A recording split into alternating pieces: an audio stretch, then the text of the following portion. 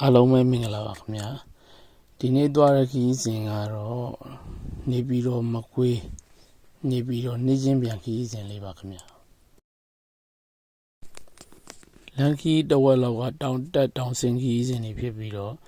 တောင်ပေါ်မှာရေတိုက်စားမှုကြောင့်မြေပြိုပြီးလမ်းကျဉ်းလေးတွေဖြစ်နေတာလွယ်လို့လမ်းကတော့ကျန်တဲ့လမ်းပိုင်းတွေကတော့တော်တော်ကောင်းပါတယ်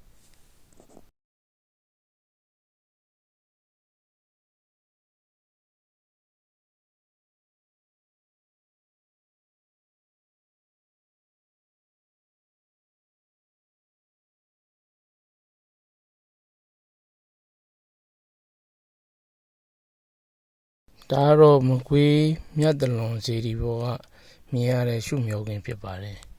ဒီရှုမြော်ခင်းကိုတော့အေယာဝတီမြစ်ရေတင်ဖြူးခင်းနေတဲ့အချိန်လို့ရှေ့လူကြီးတွေပြောကြတာရှိပါတယ်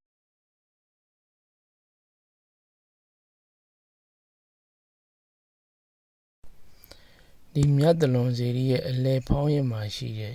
ဘလူးပေါင်း21ရုပ်ထဲကတရုပ်ကတော့ထူးထူးခြားခြား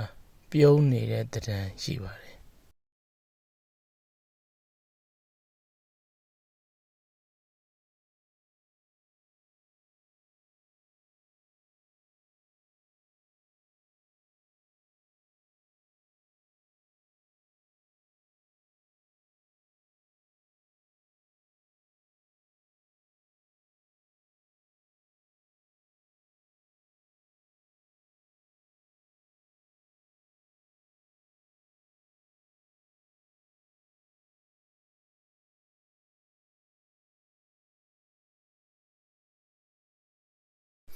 ဒီပြုံးနေတဲ့ဘလူးရုံနဲ့ပတ်သက်ပြီးတော့